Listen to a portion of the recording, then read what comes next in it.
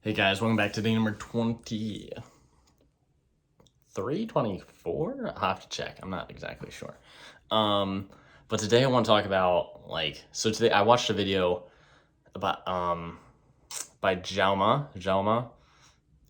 If you know, he's this white guy from New York who speaks a bajillion languages. And he does a lot of videos talking Chinese and Spanish and like Cantonese and all these other Arabic, Jamaican, Nigerian, and he does these videos, and it's such a cool thing to see, when he talks with these people that you might have, there might be stereotypes against them, or just a certain feeling of disconnectedness, or just I can't relate to these people. But when you speak the language, you're and when you watch the video, you realize, oh my god, these people are so cool, they're nice, and they're so similar to a lot of us people that only speak one language here in America or in others. And for me, I've lived in Europe, and it's so eye-opening seeing people speak 3, 4, 5 languages, and it's not even that uncommon. And here in the US, I hardly know anyone who speaks 2 languages besides maybe Central and South Americans, Mexicans, whose families speak Spanish at home. Besides those, and maybe New York City, but for a lot of America who just grow up speaking English, I think there's a lot of stereotypes. It's really hard to have perspective and realize that, all these people that, we're hating on or dislike, there's so much like us, and we can really connect with people where if we can speak their language. And there's this beautiful quote by Nelson Mandela, where it's I don't want to butcher this, but it was, if you speak a language a man understands, it goes to his head. But if you speak his mother language, it goes to his heart, or something like that. But it's really a beautiful quote, and it really I think speaks to just how languages connect us all. If you can speak with someone in their mother tongue, you open up a whole different side of them. Because let's say someone's English or someone's Spanish or whatever is not very good, it's really hard to get to understand them because they don't have the ability to express themselves fully. But when you speak to them, or you hear someone speak to them in their language, they open up, and it's oh my gosh, who is this person? I don't even know them. And it's so cool. I've noticed it. Right now I'm learning German. I speak decent Norwegian because my mom's from Norway. And it's really cool for me starting to understand, oh my gosh, this is cool being able to connect with somebody in a completely different language other than English.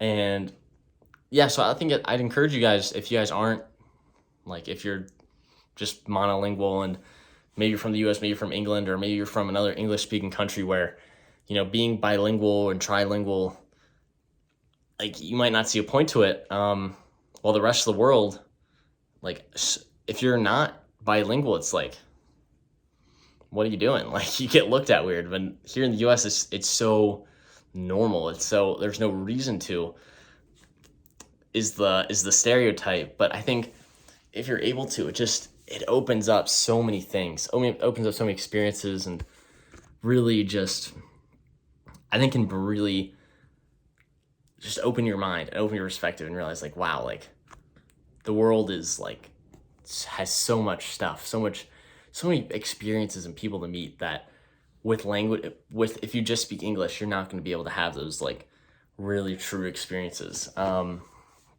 So yeah, go out and try language. I might, if you guys want any tips on learning languages, I might do another video on that in the future. But yeah, I highly recommend it. I think you guys should give it a try. Find a language you want. I mean, Spanish is a really cool one. And I'll give you a fun fact here. If you think Spanish, if your first time learning Spanish is hard, let me tell you, try learning German, and you're gonna realize, oh my god, Spanish is a breeze. Just to put this in perspective, so you guys aren't gonna complain all the time, because I made the same mistake with Spanish. you're gonna be like, oh my God, there's 2 ways to say the, and there's so many conjugations for every single word, and blah, blah, blah, blah, blah. In German, there's like,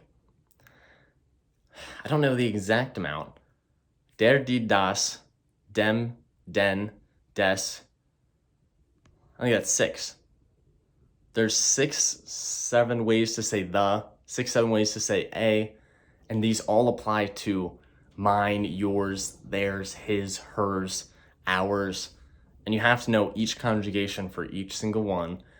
And let me tell you, and then there's also cases. So depending on where the word is in a sentence or what action is being placed upon that word changes which version of the or a or mine you use. And let me tell you, it's tough. It is tough. Spanish is a lot. I thought it was hard originally, but trust me, like if you try some of these other tougher languages, you're like, oh, this is easy.